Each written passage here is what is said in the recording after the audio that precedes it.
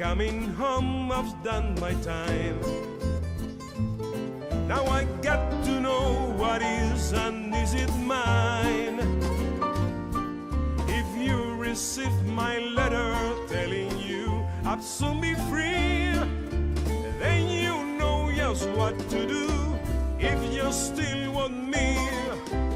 If you still want me. Tie a yellow ribbon round the old oak tree. It's been 3 long years. Do you still want me? If I don't see a ribbon round the oak tree, I'll stay on the bus, forget about us, put the blame on me. If I don't see a yellow ribbon round the old oak tree.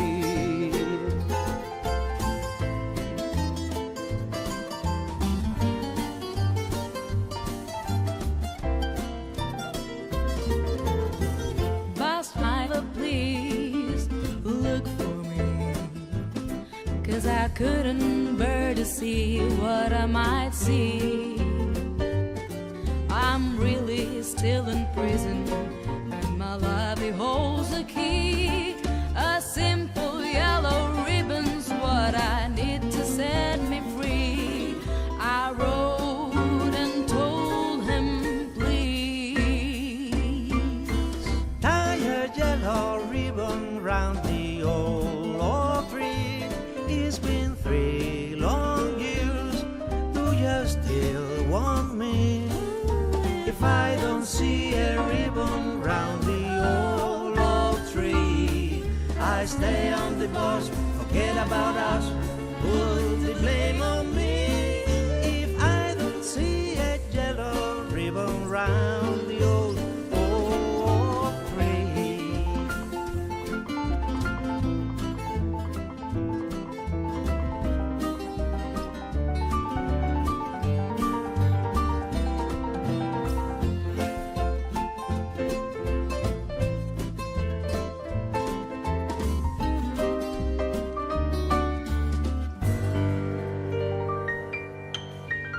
now. The whole emboss is cheering, and I can't believe I see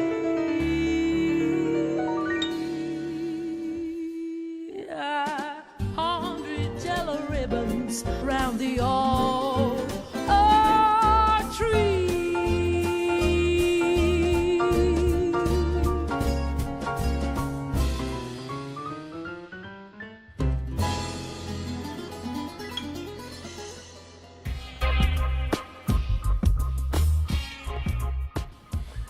When I talk to people I know about the Cuban Five, some of them tell me that they heard their last CD.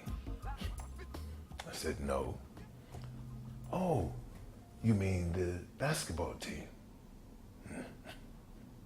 12 years after 5 men were arrested, and 9 years after they were condemned to long prison terms, a lot of people still do not know about the case of the Cuban Five. Think about American men and women who volunteer to go abroad to try and stop violence against this country. They infiltrate terror cells and provide the information to authorities. That's what the Cuban Five did. Only they did it in Miami. And the cells they infiltrated were not American haters, but Cuban exiles plotting bombings and other acts of violence against innocent civilians in Cuba. That's the Cuban Five, you know. And like good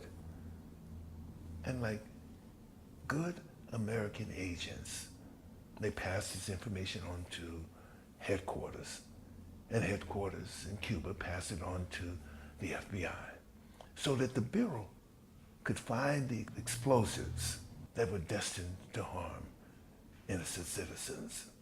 Now you think about, just imagine a boatload of explosives coming down the Miami River to some river in Cuba.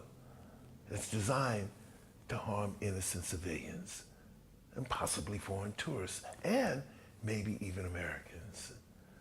Now the Cuban Five risked their lives to save the lives of others.